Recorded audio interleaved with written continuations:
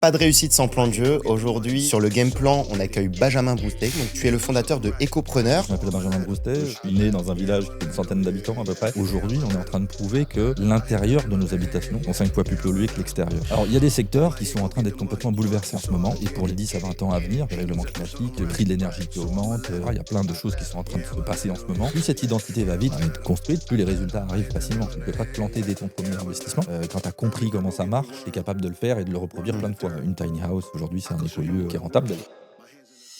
Pas de réussite sans plan de jeu. Aujourd'hui, sur le game plan, on accueille Benjamin Broustet. Comment vas-tu, Benjamin? Très bien, je suis très heureux d'être là, Mathéo, merci. Moi, je suis encore plus heureux de t'avoir. Donc, tu es le fondateur de Ecopreneur. Ouais. Ecopreneur, ce qui est intéressant, en fait, je vais raconter déjà aux personnes comment je t'ai découvert. Moi, je suis investisseur immobilier et j'ai beaucoup investi en zone urbaine, donc sur Paris et 94 proche couronne. Et de plus en plus, j'ai envie de rechercher un peu la nature et d'investir un peu en dehors de Paris.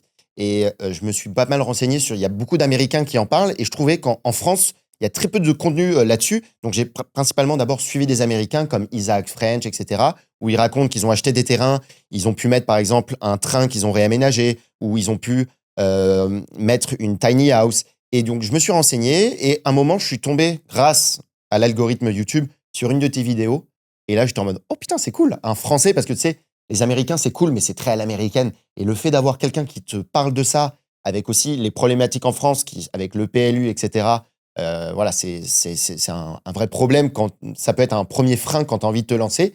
Est-ce que tu peux nous parler déjà, est-ce que tu peux te présenter, nous raconter un peu ton parcours et après on va parler un peu d'écopreneur et de toutes ces problématiques qui sont liées à l'écologie et l'entrepreneuriat. Ok, écoute, je m'appelle Benjamin Broustet, je suis né dans un village qui fait une centaine d'habitants à peu près, donc vraiment la campagne profonde justement. Où? Dans l'ouest de la France, Ok. dans les Deux-Sèvres. Et mon enfance, ça a été un peu, je veux dire, cabane en forêt, pêche, nature, et cetera. D'autant qu'il y avait pas 10 milliards de jeunes dans mon village. Et bon, j'ai petit à petit évolué, ma scolarité, et cetera, assez chaotique. Bon, c'était pas vraiment mon environnement, l'école. Et j'ai très vite commencé à travailler, boulot alimentaire divers et variés. Et j'ai Ok. toujours eu cette conscience envers la nature qui m'a quand même hébergé pendant toute mon enfance, avec qui j'ai partagé beaucoup de choses. Et j'ai ressenti beaucoup de choses positives avec la nature. Donc c'était une valeur très forte pour moi. Et j'ai jamais réussi à vraiment, dans mon métier ou dans mes métiers, mes premiers boulots, retrouver un cadre de valeurs qui me satisfaisait. Ok. Donc si tu veux, j'ai très rapidement cherché à droite, à gauche, de boulot alimentaire en boulot alimentaire, jusqu'à travailler dans une association de protection de l'environnement. J'ai quand même fait un BTS gestion et protection de la nature. Ça n'a pas bien fonctionné parce qu'encore une fois, C'est dur cette niche, hein. J'ai une cousine qui a fait ça et quand tu veux trouver un travail après, ouais, il y a très peu de place pour exactement. Ça a beaucoup de été, personnes qui c'est ont ça. ce diplôme. Si t'es pas biologiste marin avec un bac plus 4 ou 5 ou X, c'est très compliqué de trouver du boulot, et même encore, ça reste compliqué. Donc, bon an, mal an, je continuais mon chemin. Cette association m'a quand même déjà amené un peu de valeur, et j'y étais OK, mais j'ai très vite trouvé les limites de l'associatif. J'ai à un moment donné travaillé dans le monde du bateau, du nautisme, Ok. où là aussi c'est un espace de liberté. La valeur liberté est très importante pour moi, mais énormément de produits chimiques, énormément de problématiques comme ça. De produits chimiques, tu peux Ouais, nous en parler si tu veux, quand rapidement? tu par exemple, quand tu mets de l'antifouling sur les coques pour éviter que les algues se collent à la coque, et ben, c'est des produits qui sont hyper dangereux, Ok. Je savais pas. que tu retrouves énormément dans les ports, qui fait que la vie, déjà, si tu mets la tête sous l'eau dans un port, tu vas voir qu'il y a pas grand-chose. Et il y a aussi beaucoup de résines, de choses comme ça que Ok. tu respires. Bon, c'est un peu, Ouais, donc c'est un peu, tu l'impression qu'au final, en bossant dans ce milieu, ça va t'ouvrir à la nature, tu vas être avec la mer, et cetera. Mais au final, c'est aussi eux qui la détruisent. C'est un juste milieu à trouver qui est un peu il compliqué. y a vraiment des choses à faire, et d'ailleurs ça commence sérieusement dans ce secteur pour transiter, faire amener plus d'écologie, de respect de l'environnement dans cette Ok. industrie. Ça, c'est clair, mais ça commence. Hem et voilà, donc dans la continuité de tout ça, bah, j'ai finalement tout plaqué. J'ai tout arrêté. J'étais vraiment en colère aussi par rapport au modèle de société qu'on me présentait, assez radical à l'époque, tu vois? J'avais grosso modo entre 25 et 30 ans. Ok. Je plaque tout. Je vais dans une région qui est ce qu'on appelle la diagonale du vide, donc dans le Limousin, tu vois? Très belle Heu, région, j'y ai été. En Corrèze ou alors j'étais en Haute-Vienne moi, Haute-Vienne? Ok. au sud de Limoges, et Périgord vert, Haute-Vienne. Et je construis avec le petit pécule que j'avais amassé en vendant un appartement que j'avais dans le sud, hein, parce que j'habitais dans le sud à l'époque. Je construis ma maison moi-même et Ok. j'essaie c'est difficile à dire ça. J'essaye de m'autonomiser le plus possible. Ok. Et donc, construction d'une maison en paille, botte de paille, Ok. Comme les avec trois de. petits cochons. Ouais, exactement. Sauf que celle-là est très très solide. Ok. D'ailleurs, je suis allé la revoir Pas 15 ans besoin de après. loup pour tout souffler. Ouais, non, non. Et donc, terre crue, beaucoup d'expérimentation dans cette maison, beaucoup de tests que j'ai faits, dont certains étaient les premières réalisations en France, que je suis allé chercher aux États-Unis ou dans d'autres endroits. Et donc, je construis cette maison et j'essaie de m'autonomiser le plus possible. Arrive un moment où tu construis la maison, tu es plus autonome, tu fais ton bois, tu commences à faire ta bouffe, tu commences à faire pas mal de choses, mais tu te dis: «Attends, ça va pas suffire pour tout payer». Tu vas avoir, des petites, dépenses incompressibles où tu vas avoir besoin d'investir dans X ou dans Y et tu dois, quand même gagner un petit peu ta vie ou enfin Hmm. produire un revenu, parce que j'aime pas trop l'expression ta vie et donc bah, tu te dis: «Je fais quoi?» Et là, autour de moi, comme je suis dans la diagonale du vide, il y a rien. Il y a des élevages de canards pour faire du foie gras. Il y a des, pommiers, où tu ramasses des pommes et c'est des pommes, très pesticidées, donc c'est Ok. un peu Putain, c'est problématique chaud. pour moi. Donc tu dis: «Qu'est-ce que je fais?» J'ai rassemblé une expérience, il y a des gens qui commencent à visiter ma maison. Il y a un écocentre pas loin sur lequel je commence à travailler un petit peu, tu vois? Je commence à les aider un petit peu et cetera. On commence à me poser des questions. J'ai rassemblé une petite expérience, je me dis: «Allez, je fais quelques chantiers d'éco-construction». J'ouvre ma 1re entreprise en auto-entreprise qui s'appelle, Alter Habitat et je Ok. commence à faire des chantiers et donner Incroyable. quelques formations dans l'écocentre, qui se trouve à côté et puis j'évolue là-dedans. J'évolue là-dedans, je commence à m'intéresser à l'eau, avec, la phytoépuration par exemple, l'épuration, l'assainissement naturel par les plantes, et donc je commence à ajouter cette corde à mon arc entrepreneurial. Ça a toujours suivi mon développement personnel en fait, mes entreprises. Ensuite, je découvre la permaculture, qui est quelque chose qui fédère entièrement ce que je suis en train de faire à l'époque en termes d'expérience et cetera. Tu peux réexpliquer ce que c'est la permaculture pour les personnes qui connaissent ce mot, mais au final connaissent pas tant que ça? Bah, la permaculture, c'est une démarche, qui est entre la philosophie de vie et un petit peu le design, architectural et paysager, qui vise à, construire un endroit, un lieu, en vraiment en respectant certaines éthiques, l'attention à l'humain, l'attention à la planète, la redistribution des surplus et cetera et donc tu essayes de construire un design, tu essayes de construire comment dire? Un plan quelque part, qui va te permettre de vivre en harmonie sur ce lieu. Que tu sois un couple, que tu sois une communauté et cetera. Donc tu t'intéresses à tout, c'est-à-dire l'habitat, la gestion de l'eau, la production de nourriture, comment tu communiques, comment tu socialises avec les autres, et cetera et cetera et donc tu construis un espèce de plan global Ok. autour de ça pour installer des communautés. Tout ça, c'était dans les années combien à peu près? C'était avant le Covid? Ouais, là, on est dans les années 2012. Ok, ah oui, Ouais, donc il y tu vois? a un La petit maison, moment. je la construis en 2007. La maison, je l'auto-construis en 2007. Et puis en 2012, je commence à vraiment m'intéresser à la permaculture. Je pars en Australie pour me former à la permaculture En parce que Australie pour en la Australie, permaculture? ouais, ouais. Ok, C'est là où le mouvement est né. C'est ok. là où il y a les meilleurs designers professionnels parce qu'en France, c'est un peu, tu vois, je fume des pets, on est autour du feu, C'est un peu ça, ouais. c'est un peu folklore. Ok. J'ai envie vraiment d'amener ça à un niveau de professionnalisme élevé. Donc je me fais former par les meilleurs et je reviens en France. Et là, je crée le premier bureau d'études spécialisé en permaculture en francophonie avec un associé qui s'appelle Christophe Curcy et on développe les premières formations en ligne sur le sujet. On fait les premiers webinaires sur le sujet, on est en 2013.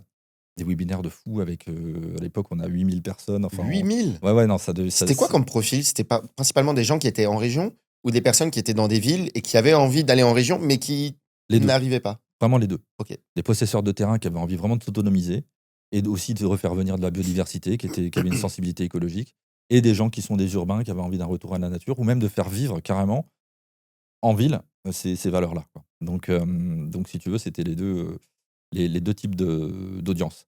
Donc je crée ce bureau d'études.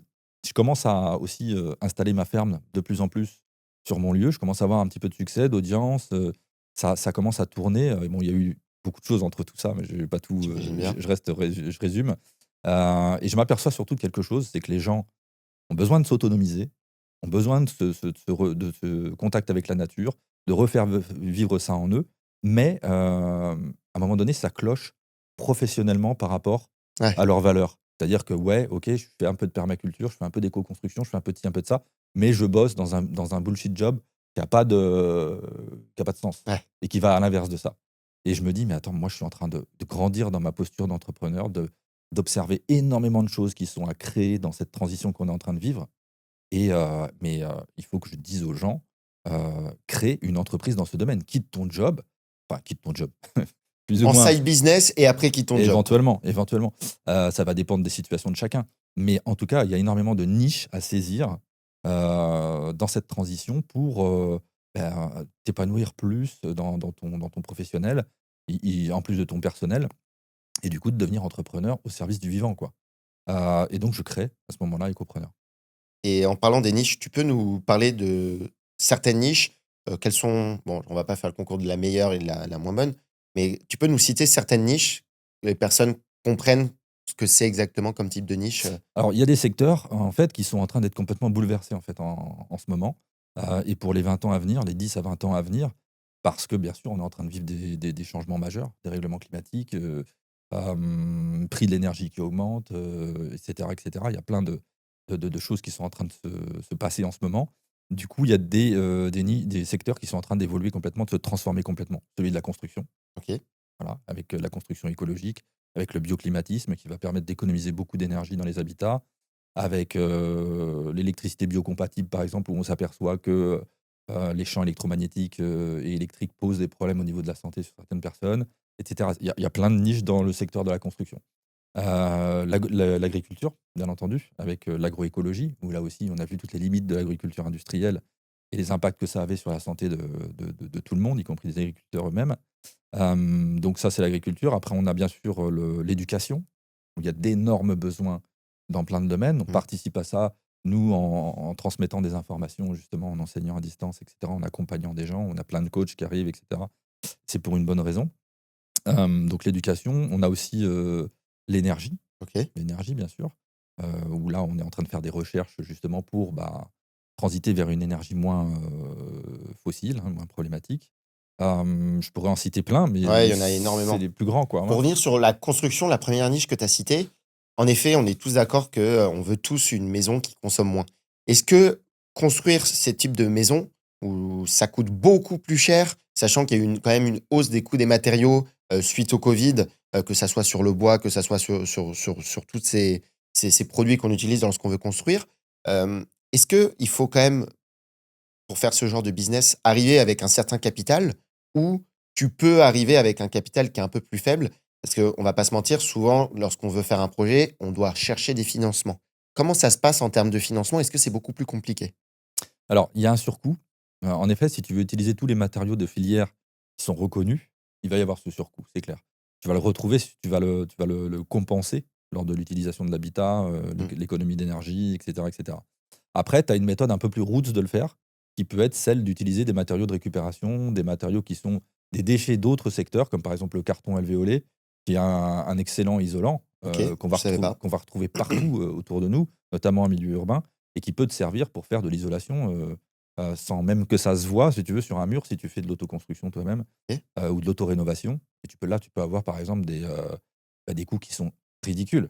Après, ça demande un petit peu de main-d'œuvre, ça demande un petit peu de Et un manutention. savoir-faire aussi parce que Mmh. je pense pas que tous les artisans savent, Non, maîtriser ces non, ces produits. non, non, là, on est sur des gens qui vont être vraiment, sur justement sur une niche Ouais, particulière ouais, et qui un seront savoir-faire pas, voilà. exceptionnel, Là, si tu veux bénéficier d'aide ou de choses comme ça, là, on sort du réseau, classique, des subventions, des aides, et et ce cetera. qui est dommage parce que s'il y a bien une subvention qui doit ou s'il y a bien un secteur qu'on doit subventionner, c'est ce type, de secteur. On a la même problématique avec l'agriculture, où, l'agriculture biologique, biodynamique ou les maraîchers bio, et cetera, ont moins comment dire? D'aide, hein, moins de facilité à se Mmh. lancer que certaines entreprises agricoles qui vont vivre avec la PAC ou, d'autres aides européennes. Donc ouais, oui, on a toujours cette logique-là. Après, moi, je vois dans mon parcours personnel, j'ai toujours essayé de sortir de la dépendance à l'État, aux subventions, et cetera, y compris dans mes entreprises. C'est mon choix, hein, je respecte complètement les autres, parce qu'il peut y avoir de bonnes choses à prendre aussi. Donc moi, mon expérience et mes connaissances sont plus sur le côté route où, justement, on arrive à des coûts qui sont très, très bas, des technologies ou des pratiques qui sont accessibles à tous et qui sont vraiment intéressantes. Tu vois? Je parle souvent dans mes contenus quand j'étais, dans Permaculture Design, mon ancienne boîte, du Rocket Stove, par exemple, qui est un OK. un poêle de masse. qui est facilement autoconstructible. J'en ai même fait en ville à Lausanne, tu vois, en plein Ah centre-ville. oui. Et qui coûte pour 500 balles, tu as un poêle de masse qui est extraordinaire, qui est beau, qui est très, très efficace au niveau chaleur, au niveau efficience, etc. Et ça coûte pas grand-chose, quoi. Donc voilà, il y a plein de trucs comme ça qui sont, moi, ce que je recherche le plus, oui, parce que j'ai toujours voulu fonctionner un petit peu en marge de l'état, du système classique, donc c'est plus mon socle de connaissances. Je vais rebondir là-dessus, parce qu'en effet, la plupart des entrepreneurs, j'ai l'impression qu'en fait, il y a les entrepreneurs et aussi pas mal de babos qui sont vraiment envie de lutter contre le système. Les babos, ils luttent d'une certaine manière, les entrepreneurs d'une autre. Qu'est-ce que t'aimais pas dans ce système-là? Pourquoi tu as voulu, toi, parce que tu avais 2 chemins au final, soit être, encore une fois, c'est pas péjoratif que je dis ça, mais le babos, c'est-à-dire avoir ta maison, te débrouiller à gauche à droite pour vivre et avoir une vie, on va dire peut-être plus, calme. Pourquoi tu as choisi la voie de l'entrepreneuriat et qu'est-ce que tu aimais pas dans ce système français? Alors, le système français, à ce moment-là, non, c'était pas le système vraiment qui me gênait, c'était plutôt comment dire? La voie qu'on me proposait. Enfin, le système aussi quelque part. Mais, grosso modo, gagne de l'argent, ait un salaire, consomme, pour, éventuellement, oublier que tu es, dans un taf C'est qui ça, a pas forcément du sens. c'est Et exactement ça. puis, attends, ta retraite où tu vas commencer à, profiter de la vie, tu vois? Ça, c'était un système qui me correspondait pas. Et puis, donc il y a plusieurs choix pour ça. Soit tu te dis: «Je vais faire le plus de thunes possible, je vais entreprendre et puis ça va me permettre d'obtenir une certaine liberté», qui est une voie possible. Soit, tu te dis: «Ben oui, je quitte carrément le système», ce que j'ai choisi moi au début. Je C'est assez radical Mmh. et finalement je me démerde par moi-même et je vis finalement chichement avec peu et hem et ce sera comme ça et personne m'emmerdera. Et ce système-là, c'est aussi une recherche de liberté. Donc au final, les 2, c'est une Exa système de recherche de liberté, mais différente. c'est exactement L'approche la est même. différente. Le résultat, c'est la même recherche, quelque part. Mais les 2 ont des inconvénients, en fait. Et moi, ce que j'ai essayé de faire vivre et finalement, c'est pour ça que je suis incompris des 2 côtés presque quelque part, c'est que j'essaye d'être au milieu de cela, en fait. C'est-à-dire, dans le milieu radical écolo, en effet, j'ai pas trouvé, au bout d'un moment, j'ai trouvé mes limites parce qu'on est toujours dans la complainte, Mmh. dans la victimisation, le sacrifice. Être un bon écolo, c'est être pauvre déjà pour commencer. Ensuite, voilà, c'est critiquer sans arrêt, les autres, l'industrie, le machin, le bidule, et cetera. Moi, je suis quelqu'un qui est dans une logique un peu de responsabilité personnelle, d'autodétermination et je cherche à évoluer, grandir, apprendre.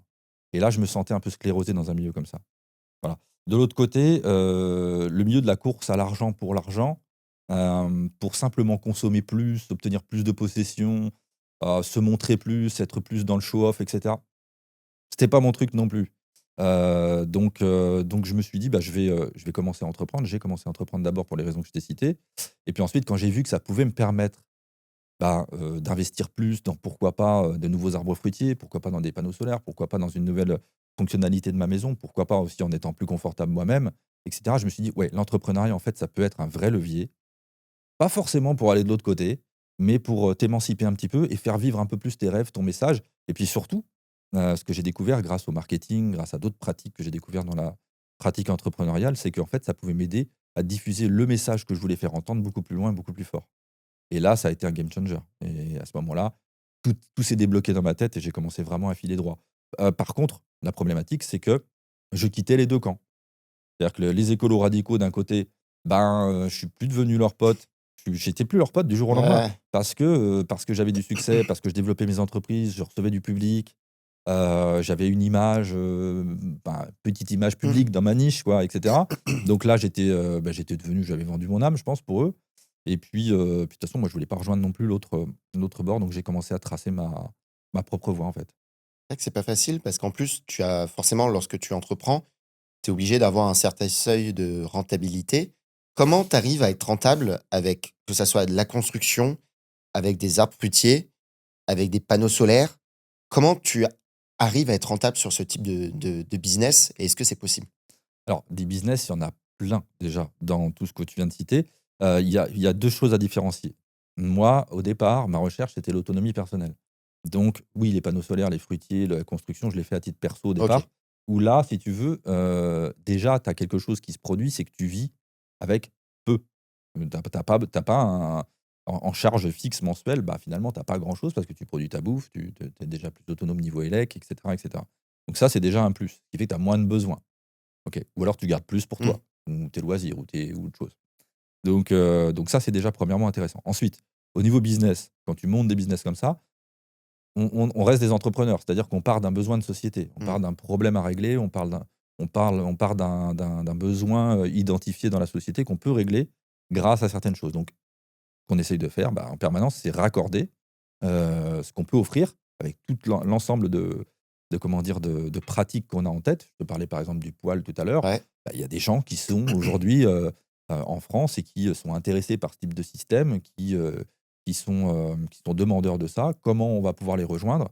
Soit en installant avec une activité, où on va se balader en France pour installer des poêles de ce type, soit en enseignant comment les autoconstruire soi-même, et cetera, et cetera. Il y a plein de biais pour faire ça et bah, on est complètement rentable si on arrive à rejoindre une audience, qui va être intéressée par ce qu'on propose. Enfin, Mmh. ça, c'est de l'entrepreneuriat, on va dire, classique. Et aujourd'hui, si tu veux, bah, les gens sont de plus en plus conscients en France, sont de plus en plus demandeurs de produits écologiques, de services écologiques sains, et on a vraiment, vraiment, beaucoup de niches qui sont très rentables, où on peut très bien vivre. Le covid, ça a créé une explosion dans ton activité ou pas? Alors, le Covid a notamment pas mal aidé, les gens qui sont dans le distanciel. Elle a pas mal aussi développé, dans le côté écopreneur, les comment dire? Les fournisseurs ultra locaux. Ouais, je peux dire que ça a pas mal aidé. Après, il y a des gens tous les gens qui ont eu pignon sur rue, qui ont pas pu s'adapter au click and collect ou aux choses comme ça, qui étaient pas forcément super, rompus au digital ou tu vois? Mmh. Là, il y a eu plus de tu vois, il y a eu plus de friction pour ces gens-là.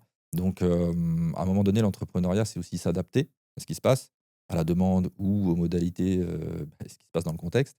Donc, il faut cette souplesse, tu vois? C'est pour ça qu'il faut rester curieux, c'est pour ça qu'il faut rester aussi, comment dire? Alerte sur tout ce qui se passe au niveau technologie et cetera, pour, bah, pouvoir s'adapter aussi à notre demande, quoi. C'est qui Donc, tes sources d'inspiration? Parce que, on a t moi, que ça soit moi ou d'autres personnes, pour arriver à un certain but, on a besoin de personnes qui nous inspirent ou de comptes à suivre pour forcément se développer. En France, on n'avait pas de personnes qui faisaient comme toi. Comment tu t'es, formé et comment tu t'es inspiré? Tu nous as expliqué tout à l'heure que c'était avec des comptes étrangers. Quel type de compte? Comment tu as fait pour te former au final? ouais, alors moi, ça a été très compliqué parce qu'autant dans certaines activités, tu peux te dire: «Tiens, je vais suivre les Américains, ils ont 5 ou 10 ans d'avance Mmh. sur nous, je vais suivre X, Y», et moi, il y avait pas ça. C'est-à-dire qu'en fait, le concept que j'ai, développé Écopreneur, dans le monde, il y a très, très peu de gens qui traitent cette thématique-là. Donc, j'avais pas de grosses inspirations. J'étais obligé d'aller piocher vraiment à droite, à gauche et surtout de créer, ma propre modalité, quoi. Donc, néanmoins, je me suis quand même inspiré des grands permaculteurs qui sont, pour certains, des bons businessmen. OK. Donc, bah, notamment mon formateur, mon mentor en Australie et puis, Il s'appelle d'autres, comment? il s'appelle Geoff Lawton. Geoff Lawton. C'est un gars qui a reverdi, toute une parcelle dans le désert jordanien.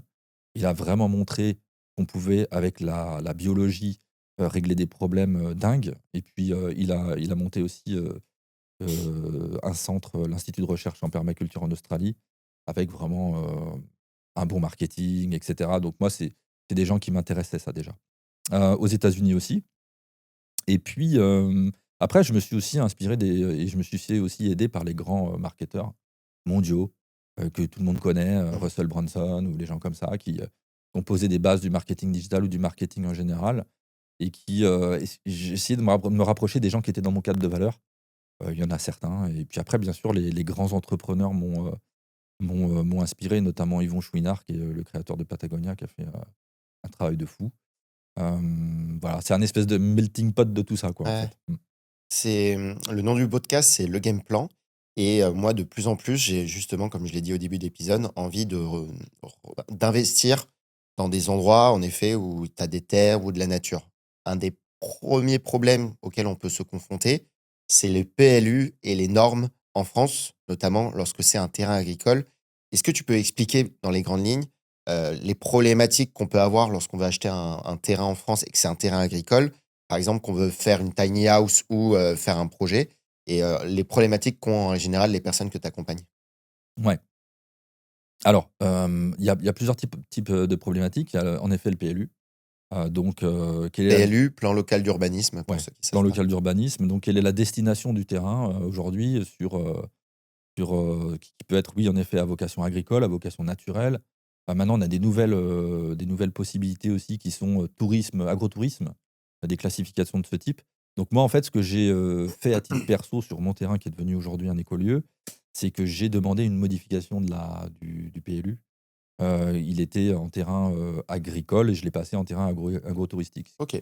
Qui m'a permis de, maintenant c'est les nouveaux propriétaires qui sont dessus, mais c'est ce qui m'a permis d'installer en effet un chalet, une yourte, une tiny house. Aujourd'hui, c'est un écolieu, qui est assez, qui est rentable Et d'ailleurs. on t'a demandé des documents, des justificatifs, c'était compliqué justement de Non, se une petite transformer? préparation de projet, c'est une petite commune qui est attentive à ce genre de projet parce qu'il y a des besoins de développement. Il y a l'envie d'attirer aussi, du monde dans la commune pour la faire, revivre. Donc ces gens-là sont très demandeurs.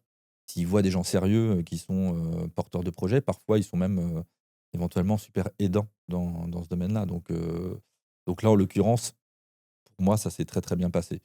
Donc ça, c'est une première problématique. La deuxième problématique quand on veut acheter un terrain agricole, c'est qu'à la base, c'est quand même réservé pour les agriculteurs, qui est logique. Néanmoins, il y a quand même pas mal d'opportunités qui peuvent, se développer parce qu'aujourd'hui, il y a beaucoup d'agriculteurs qui partent à la retraite. Donc ça peut être la SAFER.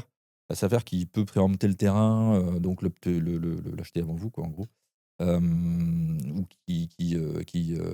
alors qui va vouloir le réserver pour, cette utilisation-là.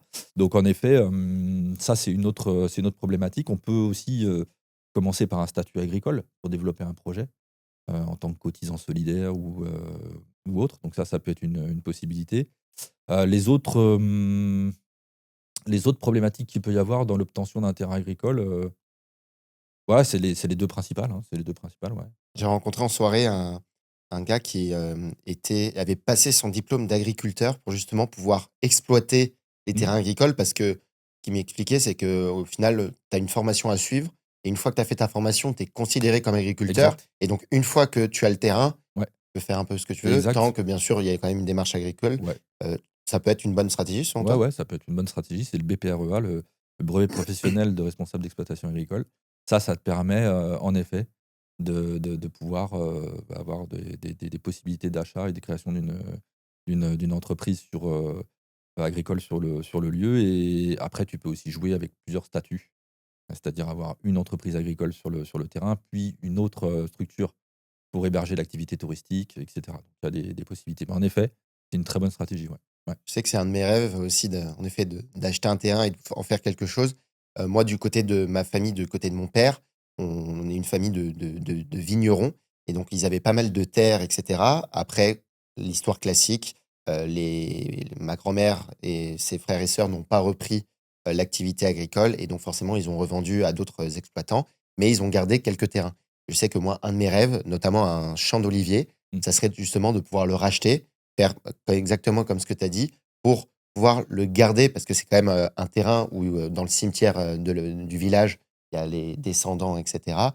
Toi, tu viens d'une famille agricole aussi. Comment ça se fait que tu sois autant, ancré dans ce côté agricole? C'est le fait que tu aies grandi en dehors, des grandes villes? Comment ça se fait que tu sois autant ancré? Toi, ta famille, c'est quoi le parcours, de ta famille dans les grandes lignes? Moi, nous, on est, alors si tu veux, l'agriculture dans mon village, c'est le sang, quoi. C'est aussi le jardinage. Si tu veux, le jardinage, ça fait aussi partie intégrante de notre mode de vie. Hem, ce qui fait que je suis autant attaché à ça, c'est que quand tu as mangé une vraie tomate qui est issue du jardin, quand tu as mangé un vrai produit de l'agriculture paysanne, hein, ce que j'entends, pas de l'agriculture industrielle que je différencie bien les 2. Hem, c'est inoubliable. C'est inoubliable. Tu sais ce que c'est, tu sais le goût dans ta bouche, tu tu n'as qu'une envie, c'est de retrouver ça dans ton assiette, parce que tu sais que c'est ce qui va te maintenir en santé. Tu sais que tu vas contribuer aussi à maintenir un paysage, qui est lié à cette agriculture-là. Et ce paysage, ce terroir, moi, j'y suis extrêmement attaché. Le bocage chez moi, c'est-à-dire les petits champs avec des petites haies, etc. Tout ça, c'est issu d'une modalité d'agriculture qui est liée au produit que tu manges, qui est liée à cet acte de consommation-là. Et moi, c'est ça que je kiffe en France. Et donc je veux que les enfants qui vont vivre demain puissent encore évoluer dans ce type de paysage sain, pas des trucs avec des champs sans arbres à des kilomètres de vue, tu vois, pas des écoles à côté de champs pesticidés, pas de choses comme ça, tu vois, c'est ça que je veux voir venir, même si aussi je suis aussi, comment dire, je suis pas je ne si tu veux, je ne blâme pas non plus les agriculteurs d'aujourd'hui qui sont dans une certaine logique, qui sont arrivés un petit peu comment dire? Par contrainte quelque Ouais. part. Tu vois? Ils ont pas vu le truc arriver Avec au les final. normes européennes, Ouais. tu as énormément de normes et c'est vrai que paysan, c'est marrant parce que c'est maintenant péjoratif. Je sais que, dans les personnes de ma génération, il y avait toujours, les mes amis qui pouvaient être, fils d'agriculteurs, c'était des fils de paysans. Et c'était, souvent, ils osaient pas en parler parce que c'était très mal vu. Il y avait un super reportage sur, Antoine Dupont et Anthony Gelonge, qui sont, 2 joueurs de rugby professionnels qui viennent de Auch, enfin Mmh. dans le sud de la France, Ouais. et ils sont tous les 2 fils d'agriculteurs et ils racontaient qu'ils avaient honte de Mmh. dire qu'ils étaient paysans. Enfin, fils d'agriculteur. Pourquoi les gens ont autant, honte alors qu'au final, c'est quand même, grâce à eux, au final, qu'on mange au quotidien? Ah, ça va chercher loin, tu sais? C'est les gens qui sont au contact de la terre, de ce qui est sale, considéré comme sale dans les milieux urbains, propre, hygiéniste, tu vois? Bien rangé et cetera, c'est aussi souvent des gens qui sont peu cultivés, qui ont pas de culture ou en tout cas pas la culture de celle des Ouais. milieux urbains, qui ont pas un vocabulaire, qui ont une façon de parler aussi, et qu'avec un patois souvent et C'est cetera. ça. Et tu vois, moi en Vendée ou chez moi en Deux-Sèvres et cetera, moi c'est le contraire. Je suis au contraire super fier et j'ai toujours été super fier de là d'où je viens, et j'oublie pas de là d'où je viens. Pour moi ces gens-là, ont autant de valeur qu'un érudit, philosophe, qui va venir me parler comme un livre. Mais ce que j'apprécie aussi. Mmh. Mais si tu veux, tu as une telle connaissance de la nature, tu as une telle connaissance du terroir. Il y a énormément à apprendre depuis les paysans et puis en effet, c'est eux qui nous donnent à manger. Et ça, on a tendance à l'oublier. Pour moi, ça devrait être les gens qui sont les mieux payés avec ceux qui nous soignent, comme les infirmières, les gens qui travaillent dans les EHPAD ou les choses comme ça qui font la merde tous les jours et qui sont, considérés comme de la merde alors qu'ils devraient avoir, les meilleurs salaires de notre société. Ça qui est dur, c'est que bon après on ça devient presque politique, c'est qu'en effet les personnes où tu as l'impression qui apportent le plus de valeur réelle qui se voit, c'est ceux qui gagnent le moins et des personnes qui bossent par exemple sur des tableaux Excel qui sont payés à faire juste des PowerPoint à la McKinsey et cetera, c'est ceux qui gagnent le plus. Mmh. Comment selon toi, bon là ça devient presque, vraiment comme je l'ai dit politique et une question très large, on on peut que ces métiers-là regagnent un peu en valeur parce que, c'est grâce à l'entrepreneuriat, il faut renouveler quelque chose, comment on peut faire? Bah, non, mais c'est en fait tout simplement lié au modèle de société qu'on a choisi, un modèle capitaliste qui a amené ses bénéfices, mais qui a amené aussi, bien des limites. On s'est aperçu qu'au fil le modèle communiste a posé ses limites, le modèle capitaliste est en train de poser les Mmh. siens. Il y a un nouveau modèle à inventer, c'est tout, et ça, bah, il faut sortir un petit peu la tête, du terrier, de l'autruche pour s'apercevoir de ce qui se passe et de toute façon, de gré ou de force, on va s'en apercevoir. Et les Heu, babos anticapitalistes, typiquement, limite, tu es plus proche d'eux que, non, de je suis plus proche de personne maintenant mmh, parce qu'en fait, si tu veux, j'ai vraiment trouvé les limites de chacun je peux pas dire: «Je suis de droite, je suis de gauche, je suis de ci», parce que, pour moi, c'est un clivage qui est plus valable et qui est aujourd'hui, qui va pas nous aider à construire, la société de demain. Donc oui, je me reconnais dans aucun des camps. Voilà, donc en effet, il y a des choses qui sont très intéressantes dans différents, courants politiques, mais là, aujourd'hui, on est obligé de réinventer beaucoup de choses et on va pas le faire en étant, apathique comme la majorité des gens, aujourd'hui, et c'est facile de critiquer, hein, mais beaucoup de gens aussi sont dans le 8h, 17h et ont les enfants à gérer le soir et cetera, donc mmh. on est dans un système aujourd'hui où ça court, hein. Ça court, ça court, ça court toute la journée, donc c'est très difficile de réfléchir aussi. Tu parlais de pesticides tout à l'heure et c'est intéressant. J'ai fait une randonnée, cette année en Bretagne et on passait à côté d'un champ et on pensait qu'ils arrosaient. Et en fait, l'odeur, tu sens directement que c'est les pesticides. J'ai aussi une autre amie qui est médecin et ses parents voulaient acheter une maison en Bourgogne. Et à un moment, ils trouvent une maison hyper sympa. Et en fait, il s'avérait qu'à côté, c'était un champ. Et dès qu'elle a demandé c'était quel type de champ, je sais plus, je crois que c'était champ de blé, j'invente. Mmh. Elle dit non, faut surtout pas y aller. C'est bourré de pesticides et dans X années, c'est sûr que vous allez avoir un cancer. Est-ce que selon toi, lorsqu'on achète un terrain, il faut, par exemple, surtout à côté des vignes aussi, où je sais que moi, tous les personnes que j'aimais bien quand j'étais plus jeune, qui travaillaient dans les vignes, dès qu'ils ont eu la retraite, ils sont tous morts, enfin tous Mmh. les hommes en tout cas, Mmh. sont tous morts 1 ou 2 ans après. Donc on comprend maintenant que voilà, les pesticides, c'est hyper dangereux. Est-ce que selon toi, lorsqu'on achète un terrain, c'est hyper important, ou une maison même, de regarder tout autour si ils utilisent des pesticides et comment on peut, savoir ça? OK. Donc, là, je vais te surprendre parce qu'il y a plein de points qui sont à soulever dans ce que tu dis. Hem, Franchement, moi, tu vois, j'ai eu une maison, à Brive-sur-Charente qui se trouve à côté de Cognac. OK. On est au milieu des vignobles de Cognac. Il y a tellement de traitements dans cette région-là que si tu veux, tu évolues depuis, Cognac jusqu'à Royan, qui se trouve être, peut-être, on va dire, je sais pas moi, 80 kilomètres plus loin, dans un nuage en permanence tout l'été, enfin pendant toute la saison. Donc là, tu es sur un endroit qui est tellement pesticidé que si tu veux, tu peux choisir le terrain que tu veux. À partir du moment où tu vis dans cette région-là, Mmh. déjà, tu es dans le nuage quelque part. J'exagère quand je dis nuage, mais c'est ça quand Ah même, mais hein, ça. Donc ça, c'est un premier point. Et en plus, si tu veux, le fait est que, ça va avoir des comment dire? Des conséquences sur l'eau, tu vois, beaucoup de choses que tu vas retrouver ensuite dans ton alimentation ou sur ta table de salon de jardin qui s'est déposée ou tout ce que tu veux. ouais, Tu vois ce que je veux dire? Donc ça, c'est un premier point. Mais j'aimerais attirer l'attention des gens qui nous écoutent sur d'autres points parce que en milieu urbain, tu as aussi ton lot de polluants. Mais ce qu'il faut comprendre, et ça va rejoindre aussi ton audience qui est plutôt dans l'immobilier, aujourd'hui, on est en train de prouver que l'intérieur de nos habitations sont 5 fois plus pollués que l'extérieur. Pourquoi? Parce que tu as des composés organiques volatiles qui sont issus de tout ce qui est colle, tu sais, tout ce qui est post-formé, comment dire? Matériaux modernes, et OK. cetera, que tu retrouves dans les habitats et ça, c'est presque aussi grave, voire même plus, que certains éléments extérieurs comme ceux que tu es en train de Mais on n'en citer. parle pas. On en parle très peu, en fait, curieusement. Donc si tu veux, il y a plein d'éléments comme ça qui font que en tant qu'investisseur immobilier, puisque si je me place de ce point de vue-là, moi, je serais super attentif à ça parce que d'ici 5, 10 ans, quand les trucs vont sortir, heu, quid des appartements qui seront, comme ça, qui auront pris cette voie-là, de leur valeur, de leur, tu vois, de leur, devenir.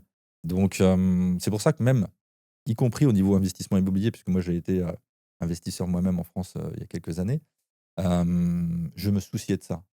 Et je me disais: «Moi, si je fais de l'immobilier, je vais plutôt aller dans la niche écolo parce que, je pense à ça, à la santé des habitants. Je pense aussi à la valeur de mon bien. Je pense à ce qui va se passer d'ici 10, 20 ans en termes de dérèglement climatique. Comment est isolé mon logement? Comment il reçoit la lumière? Qu'est-ce qu'il consomme comme énergie? Nanani nanana». Et je pense que là, tu as un asset, si tu fais attention à ça, qui peut être vachement durable. Donc voilà, je suis un peu sorti de ton Non, non, mais c'est questionnement de hyper départ. intéressant. Toutes tes réponses, chaque fois que tu donnes une réponse, j'ai 20 000 questions et Ouais. c'est exactement ça que je voulais. Là, tu parlais du dérèglement, climatique et moi, j'habite à Paris, 6e étage sans ascenseur, forcément avec une toiture en zinc.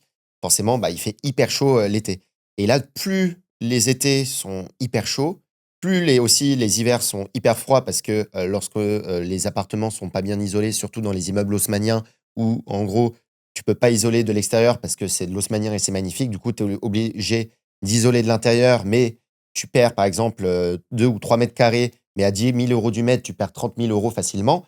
C'est vrai qu'il y a plein de problématiques par rapport à ça.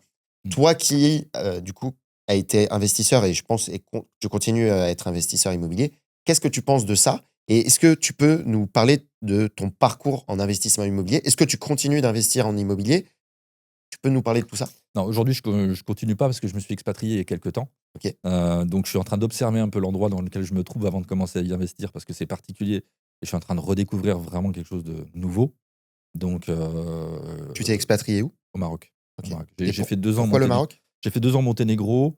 Je me suis baladé un petit peu autour des Balkans et puis, là, je viens d'atterrir au Maroc parce qu'en termes de style de vie, c'est ce qui me correspond le plus. Là-bas, on construit en matériaux naturels encore. On utilise beaucoup la terre crue, le tas-de-lac, Ok. la pierre, et cetera. Donc on a comment dire? Une construction encore traditionnelle qui rejoint moi ce que j'aime bien. On a un climat qui est très intéressant. Si pour peu qu'on ait un petit peu d'eau, ce qui est une problématique au Maroc, on peut faire pousser des choses extraordinaires.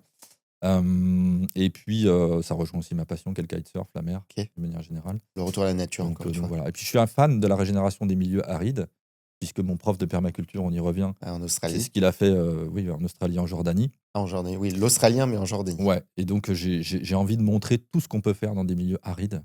On peut régénérer des déserts assez facilement, donc sur une petite parcelle, on peut montrer ça de manière assez, enfin, faut être patient, hein, mais de manière J'imagine. assez facile, on va dire, quand on connaît les pratiques. Bref, donc j'ai été quand même, investisseur immobilier en France. J'ai essayé de faire vivre ça, en fait, en effet, avec les contraintes que tu dis. Alors moi, j'étais pas forcément en milieu urbain. C'est vrai qu'il y a cette logique, il faut trouver les justes milieux, bien sûr, néanmoins pour, comment dire, en freiner les pics de température caniculaires et cetera. On quand même, quand on connaît un peu les grands principes du bioclimatisme, on peut assez bien se débrouiller sans perdre trop Hmm. d'espace pour amener de l'inertie dans l'habitat, Ok. c'est-à-dire des matériaux lourds, des matériaux denses, qu'on va mettre à certains endroits, qui vont soit amener de la frigorie, de la fraîcheur, Ok. soit qui vont amener des calories, restituer des calories, l'été, pour peu que ça soit bien placé par rapport à une entrée solaire et cetera. Faut repenser complètement l'habitat. Alors en Ouais, effet, faut c'est tout cher. Ça va te faire perdre de la place ou ça va te faire des dépenses.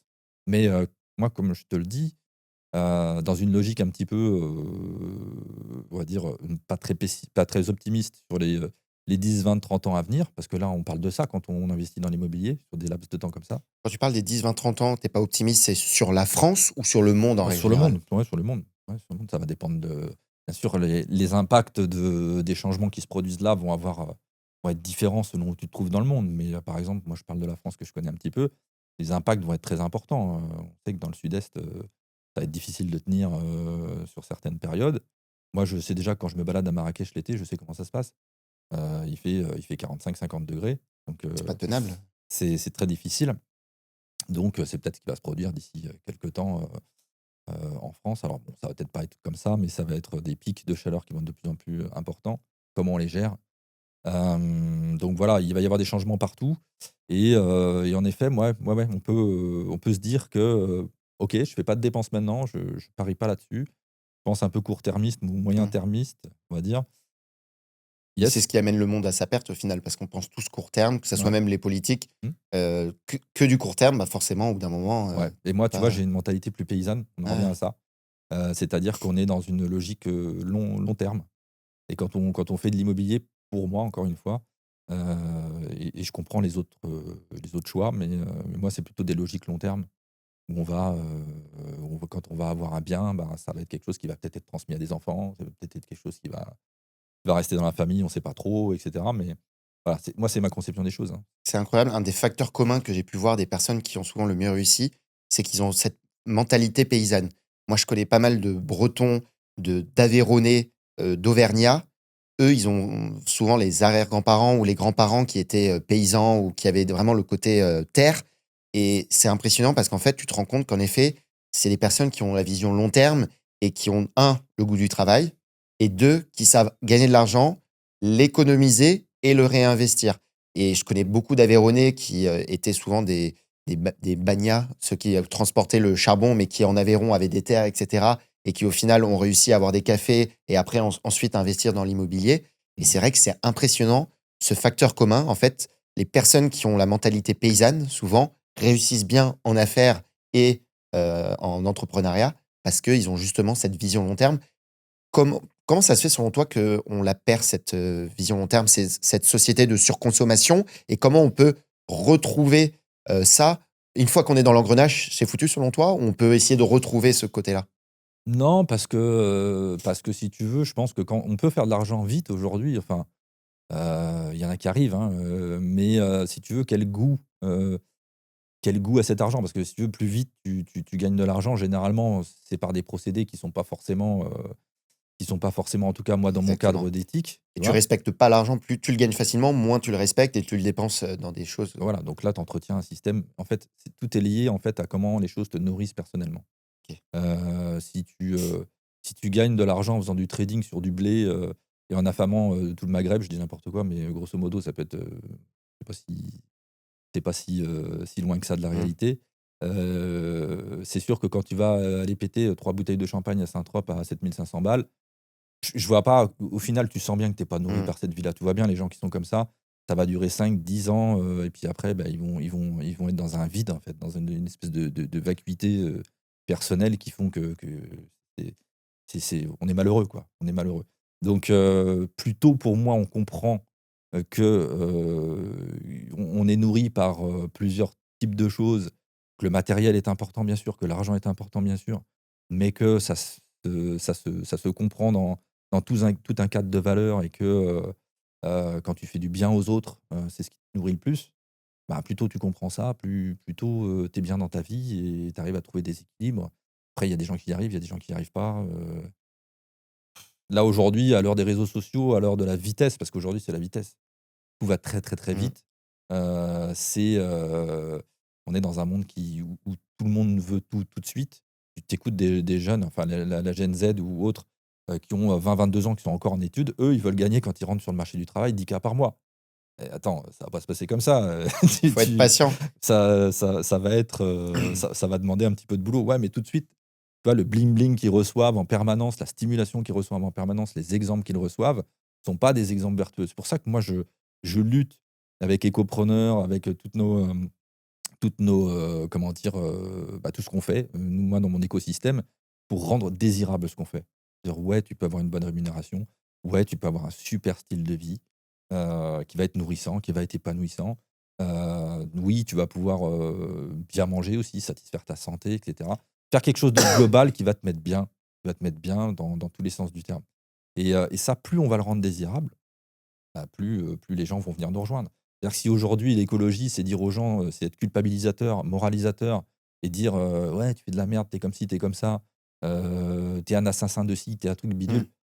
On va pas amener les gens avec nous dans cette démarche-là ou cette sémantique-là, quoi. Donc moi j'essaye d'être attractif. Et les personnes que tu accompagnes, hem, souvent quand tu, par exemple, investis sur un programme ou un accompagnement, bah, tu as envie d'avoir des résultats tout de suite. Est-ce que tu leur expliques dès le début que va falloir être patient et que les résultats arriveront petit à petit? Est-ce que c'est, du coup, plus dur de développer ta boîte comme, bah, les résultats, ils sont sur le long terme et donc forcément la personne qui a pris, tel accompagnement, il aura des résultats dans 5 ans, j'invente, hein, et donc, bah, 5 ans, c'est long et c'est que dans 5 ans que tu pourras communiquer sur les résultats de cette personne. Comment ça marche, dans Ouais, ton écosystème? ça s'est passé comme ça, hein. C'est comme ça? Bah oui, ça se passe comme ça. Hem, selon le travail que tu as à faire sur ton mindset, sur ton état d'esprit au départ, parce qu'en fait les résultats, ils commencent à arriver. Comment dire? C'est relatif au déblocage que tu fais en termes d'état d'esprit. Mmh. C'est-à-dire que quelqu'un qui sort du fonctionnariat, qui a toujours reçu, comment dire? Des ordres, on va dire, de son management et cetera, de sa hiérarchie et qui se retrouve en responsabilité avec sa propre activité, waouh! Et il y a des trucs qui sont à remettre, Ouais. à jour. Donc là, il y a toute une nouvelle façon de penser, toute une nouvelle identité à construire et plus cette identité va vite à être construite, plus les résultats arrivent facilement. Après la création d'entreprise et faire fonctionner une entreprise, c'est une gymnastique. Quand tu as compris comment ça marche, tu es capable de le faire et de le reproduire Mmh. plein de fois. Bon, tu peux te planter, mais généralement, quand tu as bien compris, ça va. Donc en fait, tout est lié à l'état d'esprit de la personne et combien de temps elle met à défaire ses croyances limitantes liées à l'argent, liées à l'autoresponsabilité dans son parcours, ne pas attendre des choses qui viennent de l'extérieur ou une baguette magique, mais se bouger le cul pour aller chercher des clients, des prospects, et cetera et que oui, c'est pas, manipuler que de vendre quelque chose, nanani nanana, toutes ces choses-là, plus tôt, on les débunk, plus tôt, les résultats arrivent. Donc mais par contre, pour certaines personnes, ça prend beaucoup de temps. C'est quoi le dénominateur commun des personnes qui ont le mieux réussi suite à ton accompagnement? Ils sont dans l'action. Ils sont dans l'action, ils sont ils se posent pas trop de questions. Ils se posent pas trop de questions. Bien sûr, ils écoutent aussi, ce qu'on leur transmet. Ils appliquent, et ils agissent. C'est incroyable comme c'est toujours au final la même chose. Ouais. À force d'avoir fait des podcasts et ce que je vois au final, mieux vaut être dans l'action et même si tu fais une erreur, au moins tu la reproduis pas parce que, tu as fait cette erreur et donc dans l'action au final, tu apprends beaucoup plus et au final, c'est souvent dans le volume qui amène la qualité et c'est vrai qu'en France, on est beaucoup plus un pays d'ingénieurs où on veut tout faire parfait avant de passer à l'action et donc toi, les typiquement les personnes d'une mentalité plus ingénieure, elles auront un peu plus de mal à passer à l'action pour toi? Peut-être pas une mentalité plus ingénieur, peut-être oui, mais en fait, c'est vrai, le principal frein, ça va être le perfectionnisme. Ça va être les croyances, qui sont liées à l'argent et à la vente et au marketing, et là, tu le on va dire, tu as le trio parfait pour pas avancer, quoi. Ouais, Donc en effet, le perfectionnisme est l'ennemi de l'entrepreneuriat. Il vaut mieux lancer une action imparfaite et la corriger ensuite. Ça, c'est très aujourd'hui très très mmh, connu, hein, le fameux lean. Hem, donc ça, c'est le perfectionnisme, je pense qu'il prend naissance dans notre éducation. On nous dit toujours qu'il faut être parfait, qu'il faut être bien. À l'école, il faut avoir, tu 9 sur 10, tu 10 sur 10, tu as nanana. Donc il y a toujours une recherche de rendre le truc parfait, alors que, bah, fait est mieux que parfait, la fameuse expression. Et c'est vrai. ça, c'est un 1er point. Et puis ensuite, ouais, bah, le côté marketing et vente, je veux dire, c'est pas parce qu'on vend quelque chose qu'on se transforme en Mmh. Bernard Tapie, tu vois? Et que, on fout 2 000 salariés à la porte et que machin, enfin, tu vois? Tout de suite, les gens font des amalgames incroyables, alors que vendre un bon produit, un bon service, il y a rien de plus beau. Tu parlais de l'éducation tout à l'heure et en effet, l'éducation, ça peut aider sur certains points, mais je trouve en effet, comme tu l'as dit, ça amène beaucoup de croyances, limitantes. Hem, Toi, je sais pas si tu as des enfants, si tu veux en avoir? Non, j'ai pas d'enfant. Et comment tu voudras par la suite éduquer, ces personnes-là? Comment selon toi, aujourd'hui, on peut éduquer des enfants, pour justement avoir ce côté écolo, et comprendre la puissance du long terme? Est-ce que, il faut donner à 100 parce que si tu es allé au Maroc aussi, je pense que tu as aussi fui du coup forcément l'éducation nationale français. Heu, c'est quoi ta vision par rapport à l'éducation en France aujourd'hui et les croyances limitantes? Bah, l'éducation nationale, c'est, malheureusement, hein, il y a des gens qui sont très bien il y a beaucoup de profs qui sont rentrés ou d'instituteurs avec de très belles valeurs, qui OK. eux-mêmes sont déçus de ce qu'ils y trouvent au bout d'un certain nombre d'années. Mais aujourd'hui, ce qu'on souhaite, le projet de l'éducation nationale, c'est de faire de bons employés, de bons soldats, de bons consommateurs, voilà, des gens qui vont alimenter le système, qui est en place. Donc pour moi, ça déjà, il y a un problème à ce niveau-là. Mmh. Heu, on n'apprend pas aux gens à être libres, à justement être autonomes financièrement, à être responsables, et cetera. Plein de logiques qui pourraient être intéressantes dans l'éducation nationale, même si tout n'est pas acheté, faut pas déconner non plus. Après, qu'est-ce que moi je donnerais à mes enfants? Ben, déjà, c'est du contact avec la nature, le plus souvent possible, la nature sauvage, la vraie. Mmh.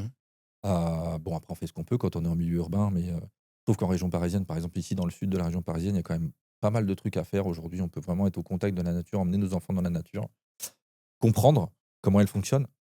Donc là, on est plutôt sur l'enseignement, la sensibilisation au fonctionnement de la nature.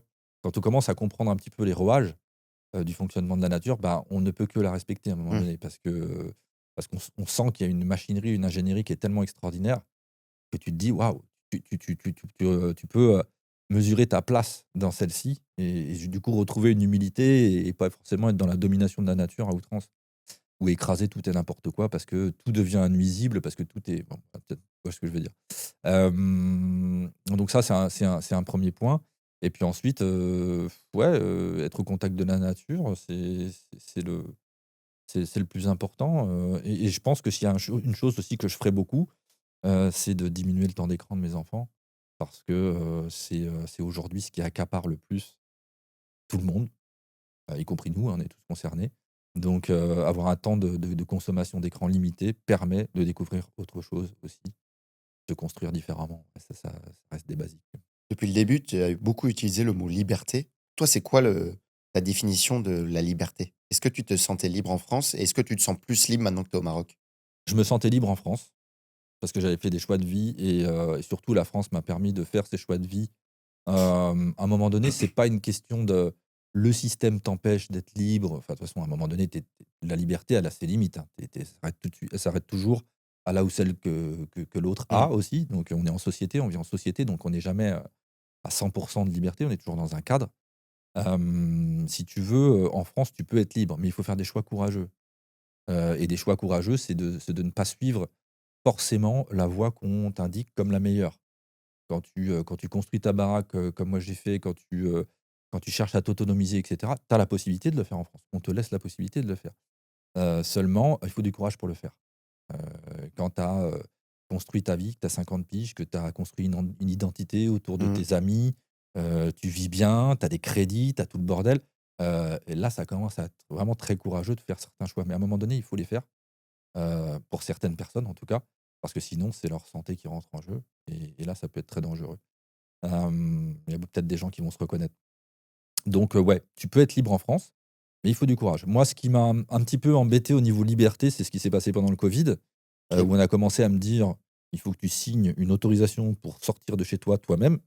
Bah, déjà, si tu veux, moi, par rapport à mon cadre de valeurs, ça commence à dépasser mes limites, et ouais, j'ai pris mon camping-car et j'ai commencé à voyager, OK. et je me suis aperçu qu'en fait, le traitement n'était pas le même partout. Ouais. Surtout qu'il y avait des informations, qui étaient, bah, on ne pouvait pas tout dire en France, alors que dans d'autres pays, peut-être plus. Et donc là, je me suis dit: «Ouais, là, je vais commencer à regarder ce qui se passe ailleurs», et ma femme était déjà expatriée depuis 8 ans, donc elle attendait qu'une chose, elle, c'est qu'on on reste pas Suis-moi. forcément en Parce France, que et j'ai découvert d'autres pays finalement après 15 ans passés en France d'entrepreneuriat, de sédentarité sur ma ferme et cetera. J'ai découvert un autre style de vie qui m'intéressait bien aussi, beh, justement qui m'offrait la liberté géographique. Hem, il y a aussi ses responsabilités à prendre et ses propres inconvénients dans ce style de vie-là. Tu jamais dans la situation parfaite. Je te dirais pas que être au Maroc ou être, expatrié, c'est la panacée par rapport à vivre en France. Il y a ses avantages, il y a ses inconvénients, forcément. et en France, c'est pareil. Néanmoins, dans ce moment de ma vie aujourd'hui, ça me va très bien. Ça me va très bien, ça m'apporte, plus de possibilités, pour, comment dire? Pour développer mes entreprises. Ça m'apporte plus de liberté géographique, plus de potentiel de m'épanouir. Pour l'instant, c'est ça. Après, je suis très content de ce que j'ai vécu en France aussi. Ton immobilier, tu l'as toujours en France? Je suis en train de me libérer de mes derniers biens là, ouais, Pourquoi? de mon dernier bien. Parce qu'aujourd'hui, je te dis encore une fois dans mon moment de vie, j'ai pas forcément envie d'avoir des actifs en France. Pour moi, ça commence à devenir vraiment très compliqué de se développer dans ce pays. Faut vraiment qu'on change pas mal de choses. Donc aujourd'hui, le terrain de jeu, on va dire entre parenthèses, peut se produire ailleurs. Moi, j'ai toujours été comme ça passionné d'aller chercher des opportunités aussi où elles se trouvent, et pourquoi pas dans d'autres pays. Je trouve que le monde est un grand, quelque part, est un grand, creuset Mmh. d'opportunités à droite à gauche pour ses projets, personnels, et donc là, aujourd'hui, pour moi, la France, ça commence à devenir très compliqué. Moi, je le Voilà. vois avec beaucoup d'amis entrepreneurs. Moi, j'ai 30 ans, j'ai beaucoup d'amis entre 25 et 35 ans. Et c'est vrai que c'est très dur parce que lorsqu'on entreprend, on comprend que c'est quand même dur de bien gagner sa vie si on veut l'avoir dans sa poche parce que tu es obligé Ouais. d'avoir des systèmes de Mmh. société, Mmh. de holding. Mais au final, c'est toujours un patrimoine professionnel et jamais vraiment ton argent. Et du coup, malheureusement, je connais pas mal de personnes qui partent au Panama, qui partent à Dubaï, qui partent en Indonésie, qui partent au Maroc. Mmh. Et on oublie qu'aujourd'hui, on est à l'heure de la mondialisation et qu'on a plusieurs offres de partout et qu'on a la chance et l'opportunité de pouvoir partir pour aller chercher justement ce type de système et ce type de liberté. Et surtout, tous les entrepreneurs que je connais, le mot liberté, c'est le mot le plus important. Selon toi, parce que j'aime quand même la France et on aime tous la France, comment, à notre échelle, on peut améliorer ce qui se passe en France aujourd'hui? Est-ce que pour toi, c'est foutu? Tu optimiste? Tu pessimiste? Qu'est-ce que tu Moi en penses? je suis complètement optimiste. Je suis complètement optimiste, seulement il faut être patient. Toujours le Hem, mot patience, ce ouais, que tu utilises et ouais. on l'oublie ça. Bah oui, c'est peut-être la cinquantaine qui m'amène à parler comme ça, j'en sais rien, mais en tout cas, ce qui est sûr, c'est que, la France est un excellent terreau encore pour entreprendre, et moi, je le vois surtout au niveau des écopreneurs, parce que si tu veux, il y a un niveau de conscience écologique qui est de plus en plus développé, et ça fait naître des marchés, des audiences de gens qui font que, en tout cas chez nous, chez les écopreneurs, bah, c'est un très beau terrain pour entreprendre et pour se lancer. Ensuite, comme tu le disais, il y a aussi plein de voies d'optimisation fiscale. Néanmoins, ça te laisse dans le développement d'un patrimoine professionnel, ça te laisse dans la logique aussi de l'endettement, du levier, de l'utilisation du levier, d'emprunt, et quelque part, tu t'en sors jamais vraiment, puis ça produit beaucoup de charge mentale. Mmh. Néanmoins, quand tu es expatrié, attention, tu que ce que tu as. Tu peux faire fonctionner le crédit ou l'emprunt dans certains pays, mais il faut déjà avoir C'est montré patte compliqué. blanche et c'est pas simple. Donc ça, c'est vachement plus compliqué parce que pour développer un patrimoine immobilier, tu peux pas le faire aussi bien que tu le ferais en France. Donc il y a des avantages, des inconvénients partout. Après, pour en venir à ta question sur le fait de, qu'est-ce qui va se passer en France? Je pense qu'à un moment donné, le ras-le-bol va être tel qu'on va passer par plusieurs phases, mais les consciences bougent et je suis quand même vachement, depuis que j'ai quitté la France depuis quelques années, je suis quand même vachement plus pondéré sur mon OK. avis, sur la capacité à entreprendre ou à développer des projets en France. Il faut, je pense, laisser de côté ce qui marche pas et ce qui nous fait chier et se focuser sur ce qui, fonctionne. Il y a quand même pas mal de trucs qu'on peut faire. Et puis il y a une mentalité entrepreneuriale qui se développe de plus en plus et je pense que, ben, ça peut aider beaucoup à développer des nouvelles solutions demain. Si l'administration est pas forcément hyper efficace, bah, tu vois que tu commences à avoir des choses avec l'IA qui commencent à t'aider et tout et cetera. Il y a plein de trucs qui sont en train de naître en ce moment, donc moi je suis pas, de toute façon je dis toujours qu'on n'en sait jamais assez pour être pessimiste. C'est On a la chance aujourd'hui aussi de nous, notre génération et les plus jeunes, de naître dans une période où on a internet. mmh, Typiquement, moi, je viens pas du tout d'un milieu de l'immobilier, mais grâce à des personnes que j'ai pu suivre sur internet, j'ai pu faire de l'immobilier et de plus en plus, les personnes qui sont sur internet, bah, se forment sur internet et en fait, le champ des possibles est incroyable et on oublie qu'en France, en effet, comme tu l'as dit tout à l'heure, on a l'effet de levier mmh, et l'effet de levier, ça, c'est exceptionnel parce que même si tu pars avec un capital qui est plus faible, tu peux te créer un patrimoine et pourquoi pas, en effet, revendre pour après aller autre part. Alors que dans d'autres pays, dès que tu voyages, bah, tu comprends qu'en final, tu dois acheter ton immobilier cash et ça, on l'oublie et c'est vrai que je pense l'un des game plans pour les personnes qui veulent partir, c'est de lever un maximum de dettes en France, capitaliser et après, en effet, s'ils veulent revendre pour, mmh. investir à l'étranger. Toi, tu en penses quoi de ce système-là? Ouais. Et j'ai une question aussi, est-ce qu'on peut utiliser l'effet de levier pour, les projets, que tu proposes, chez Ecopreneur? Parce qu'en effet, le mieux, c'est d'arriver avec un gros capital ou on peut utiliser l'effet de levier? Il y a, alors début de la 1re question, moi c'est ce que j'ai fait. J'ai développé un petit patrimoine immobilier dans le Limousin. Qui était modeste, hein, mais OK. J'ai revendu, hein, et puis ça m'a fait un petit patrimoine que j'ai pu, utiliser, ensuite. Alors aujourd'hui, tu fais très, très attention parce que ce que tu as, justement, comme tu le dis, c'est du cash que tu dois investir. À un moment donné, quand c'est vraiment ton argent et ton capital, tu l'utilises pas comme quand c'est celui de la banque. Mmh. Donc tu fais super, super gaffe. Tu as un facteur risque qui est quand même vachement plus important parce que tu peux pas te planter dès ton premier investissement. C'est pour ça que là, je suis vraiment dans l'observation. Je pense que je vais créer une petite ferme, au Maroc, très bientôt. Cool. Mais, je fais super gaffe du terrain que je vais acheter, de ci ou ça, parce que j'ai pas le droit à l'erreur, tu vois? Donc, je prends mon temps. Et ensuite, la deuxième partie de la question, c'était quoi déjà? C'était, Par rapport à l'effet de levier, est-ce qu'on ouais, peut utiliser l'effet de levier aussi lorsqu'on va acheter une terre, ouais, enfin, alors, dans le c'est business Ecopreneur? oui, tu peux utiliser l'effet de levier, bien sûr, tu peux faire des emprunts. Moi, les gens à qui j'ai vendu ma ferme en France ont fait un emprunt pour acheter cette ferme sur base de projections et cetera. Aujourd'hui, ils sont rentables avec cet emprunt-là, donc aucun problème. C'est tout à fait faisable. Si tu trouves un banquier, c'est peut-être un peu long parfois, hein. Je sais qu'eux, ils ont fait, 10-15, peut-être banques avant de trouver quelqu'un Ah oui, qui leur a prêté de l'argent, tu vois? parce que c'est quoi la problématique en général? C'est qu'ils croient pas au projet ou ils comprennent pas? Hem, c'est atypique. C'est atypique comme projet. Ça reste encore assez original de lancer un écolieu avec de la location, de bâtiments écologiques et cetera. Tu vois? Ça reste encore un peu, «Ouh là, ça dans le Ouais, Limousin, est-ce ouais. que ça va marcher?» et cetera. N'empêche qu'on voit avec les changements dans les habitudes touristiques et les comportements touristiques, tu vois? Cette année, ils ont fait un mois d'août comme ils ont jamais fait. Ils ont cartonné. Incroyable. Je pense que ça va évoluer ça aussi dans la tête des banquiers. Donc ça, c'est un premier point, ouais, tu peux l'utiliser. Puis après, tu as, heureusement, tu as quelques, bonnes subventions, quelques bonnes aides aussi parfois pour t'aider à implanter certains projets. C'est Par quoi ex les subventions, ouais?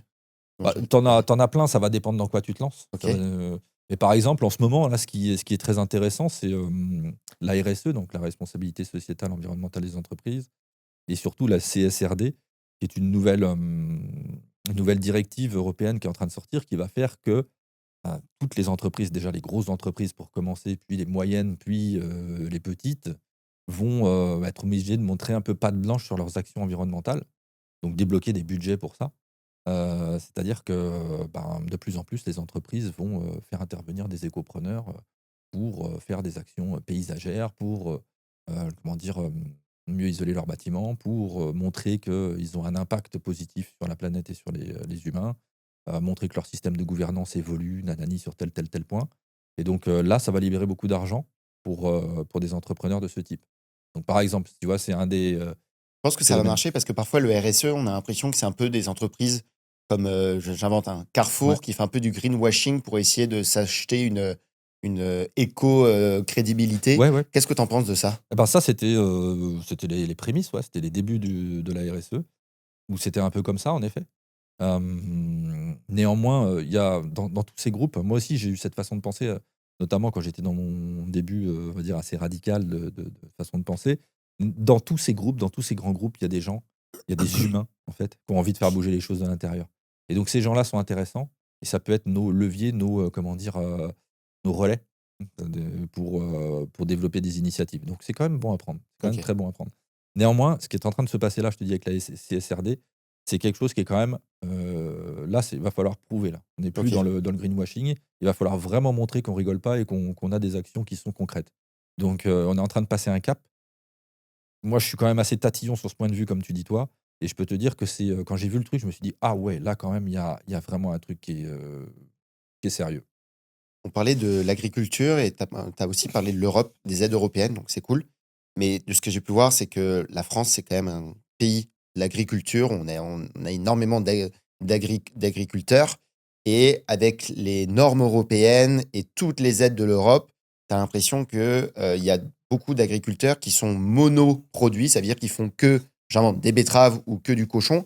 Et est-ce que selon toi, le fait qu'on ait de plus en plus des normes européennes, ça détruit l'agriculture française ou au contraire, ça permet de les aider parce qu'ils ont quand même des aides de l'agriculture? Tu penses quoi toi de ça? Moi, je suis pas très, très compétent pour répondre à cette question. J'ai un avis, mais c'est un avis vraiment très, très personnel, très objectif, tu vois? Non, mais c'est toujours intéressant Ouais, d'avoir ton avis par rapport à j'ai pas ça. tous les tenants, tous les Oui, oui, bien aboutissants, mais sûr.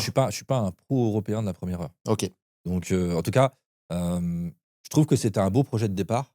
On aurait pu vraiment faire quelque chose d'intéressant avec, mais, j'ai l'impression en tout cas qu'on l'a, vachement, sabordé quoi. C'est-à-dire que ça a été, maintenant c'est un peu un comment dire? Un environnement où on a des fonctionnaires, des hauts fonctionnaires complètement déracinés, comprennent pas Mmh. vraiment les enjeux et puis peut-être sont corrompus par, les lobbies, ou en tout cas bien tentés de faire passer certaines directives que d'autres. Donc je suis pas un grand, admirateur de ce qui se fait au niveau européen. Hem, moi je suis vraiment dans la logique, heu, la politique c'est une chose, ça. J'ai un peu, moi je crois pas plus vraiment à ce que certains politiciens peuvent nous amener. Je crois plutôt à ce que les mouvements partent d'en bas. Et tu vois, là, j'ai interviewé dans mon propre podcast un gars qui s'appelle Jean-Martin Fortier, qui est un maraîcher au Québec, qui a prouvé que sur, 1 000 m² de maraîchage, on pouvait faire 100 000 € de chiffre d'affaires. Incroyable. Là, le gars, il a montré un système agricole, d'ailleurs, il est invité partout dans le monde pour en parler. Il a montré un système agricole et il l'a diffusé, fonctionne, qui donne de la nourriture saine à des gens, qui ne détruit pas l'environnement, au contraire, qui le régénère et qui fait un beau chiffre d'affaires au bout, qui fait vivre les gens correctement. Donc, tant qu'il y aura des mecs comme ça, qui sont des entrepreneurs, des mecs ou des femmes, hein, j'entends, qui montrent des modèles attractifs, comme ce que je te disais tout à l'heure, plus on est nombreux dans ce domaine-là, et c'est pour ça que je crois beaucoup au mouvement écopreneur, plus on est nombreux à montrer des choses comme ça, mieux c'est. Pour toi, pour sauver la France, ça passe par l'entrepreneuriat? Entre autres, entre autres, ça passe, on est tous, en train de jouer dans notre propre cours. Il y a des gens qui jouent au niveau institutionnel, y compris au niveau du politique. Il y a des gens qui jouent, au niveau du militantisme pur et dur, qui ont leur place aussi. Il y a les entrepreneurs qui ont leur rôle. En fait, moi, ce qui m'intéresse, c'est que on comprenne, à un moment donné, parce que j'étais dans plusieurs cases, Ouais. c'est qu'on comprenne à un Même moment toi, donné. tu devais être perdu, tu devais te dire: «Attends, je dans quelle case je vais?» Surtout qu'en France, on aime bien mettre des gens dans des cases. Ouais, c'est ça. Donc, à un moment donné, ce qu'il faut, c'est qu'on arrête de se juger les uns les autres parce que c'est ça la grande spécialité française, c'est la division, tu vois? Oui. Donc en fait, on arrête de se diviser, qu'on se dise qu'on va tous dans le même sens, mais que certains agissent sur certains points et d'autres sur d'autres. Heu, Trouve ta place, Si tu as envie d'agir à un endroit, si tu es bien en militant radical, y a pas de problème. Si tu es bien en entrepreneur, écolo, éco-conscient, pas de souci. Si tu es bien en investisseur, philanthrope, nanana, nanana, peu importe. À partir du moment où tu te sens bien à ta place, let's go. Et en fait, ce qu'il faut, c'est que là où on veut amener, le modèle de société actuel, on comprenne qu'on va tous dans le même sens et qu'on soit pas en train de se foutre des bâtons dans les roues Mmh. mutuellement. Donc voilà, moi c'est ce que je pense. C'est hyper intéressant ce que tu dis. Et c'est vrai que pour beaucoup de personnes, dans leur tête, c'est une oxymore le fait de parler, quand tu mets le mot écologie et tu mets le mot argent, soit tu vas sur le curseur écologie, mais en effet, tu oublies l'argent, soit tu vas le côté argent, mais du coup, tu oublies l'écologie.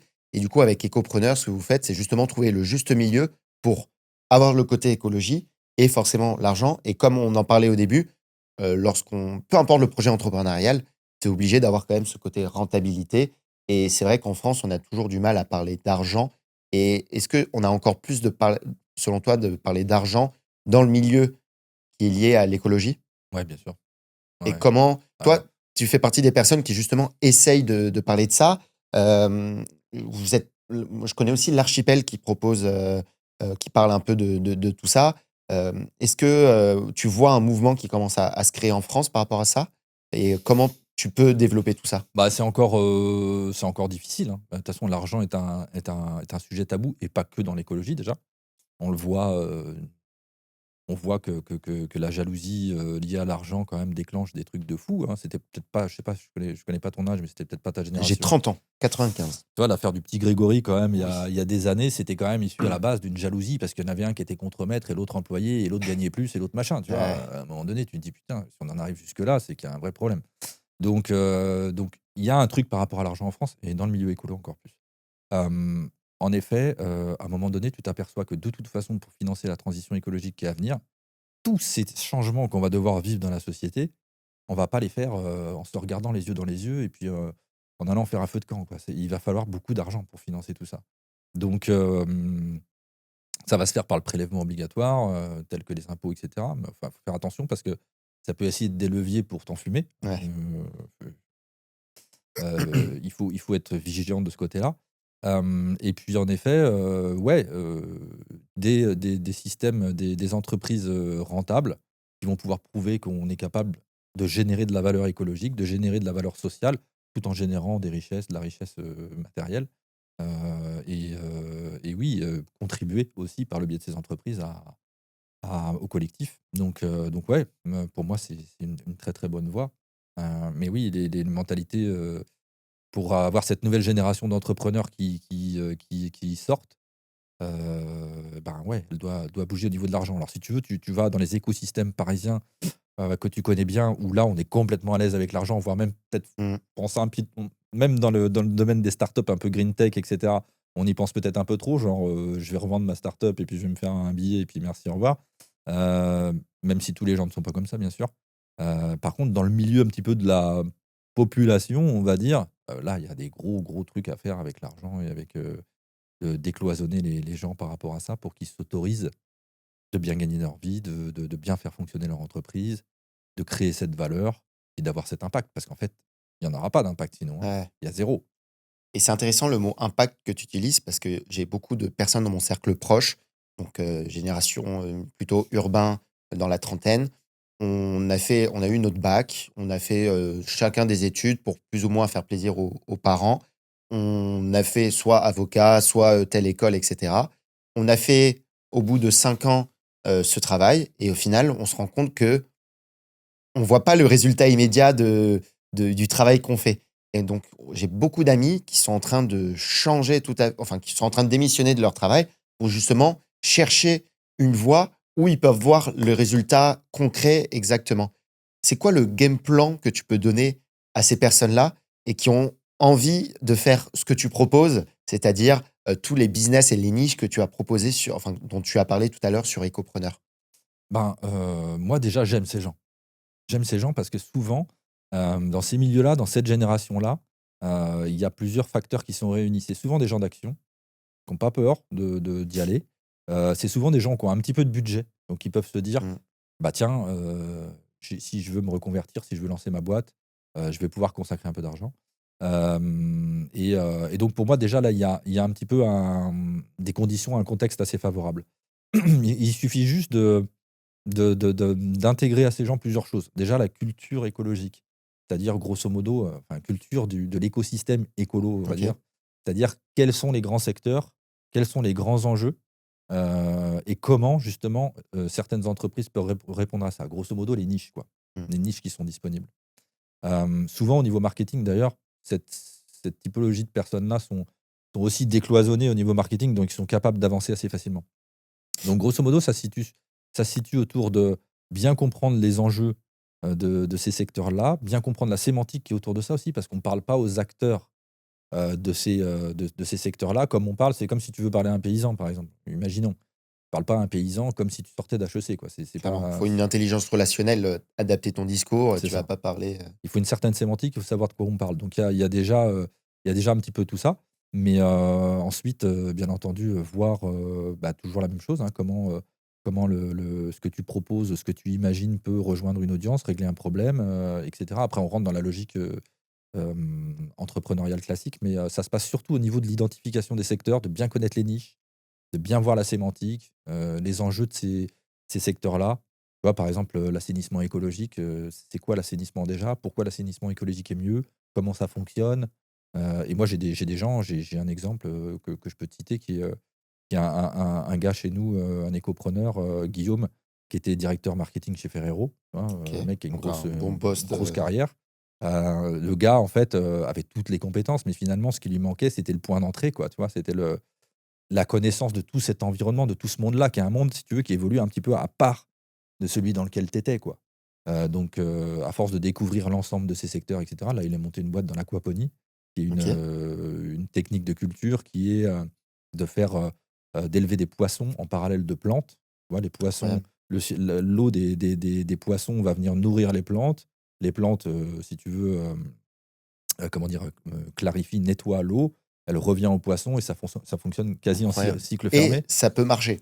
Et tu as 2 productions, hein, tu as 2 productions. Donc là, la production de poissons, la production de légumes et donc il a fait des petits modules qui peuvent être installés chez, le tout un chacun, chez des particuliers en milieu urbain notamment et qui va répondre à la problématique d'avoir un petit peu de nourriture chez soi, d'avoir un environnement un peu naturel, justement de montrer aux enfants comment ça marche, la nature, comment ça pousse une plante et cetera. Tu vois, là, tu rejoins un marché. Et ça ton entreprise décolle, très, très bien. Donc voilà, il y a Incroyable. tu vois, c'est ce genre d'exemple, en fait. Tu peux te recycler, il y a plein de choses à Mmh. prendre, remettre une partie de tes compétences au service de ta future boîte.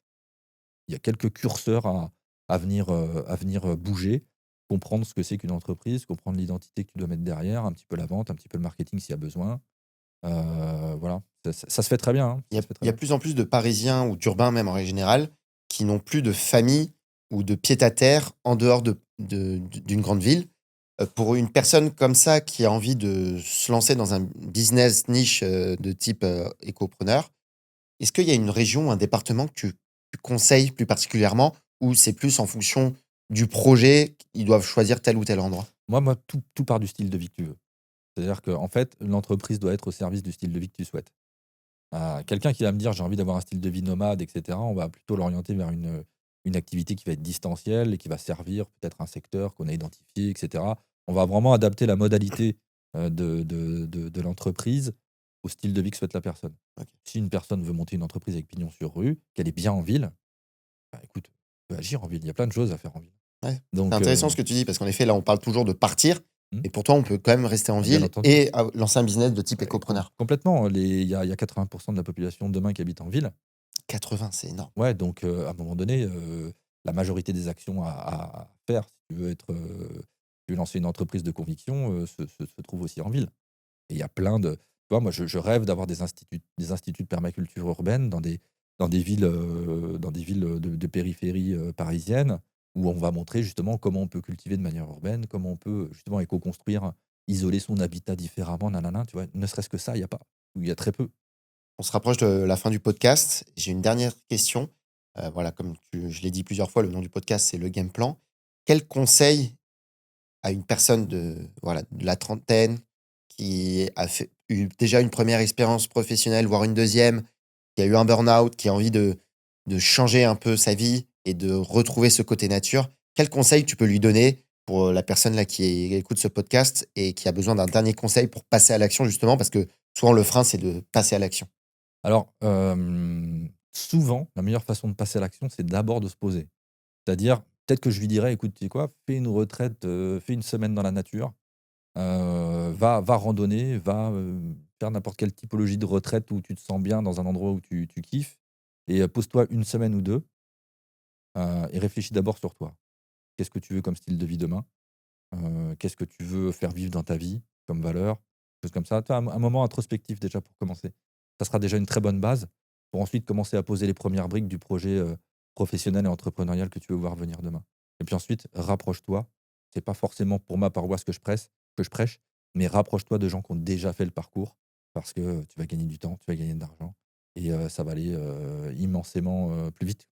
Ce sera beaucoup plus L'éloge de efficace. l'ennui au final, parce que c'est vrai qu'on est dans un système où on est toujours le cerveau où il y a des choses qui arrivent à gauche, à droite et comme tu dis, le fait de pendant une semaine, par exemple, s'éloigner, ne plus avoir de notification Mmh. et de «s'ennuyer» entre guillemets, ça Ouais. permet de Bah, ça te permet de de connecter à vraiment ce qui se passe à l'intérieur de toi.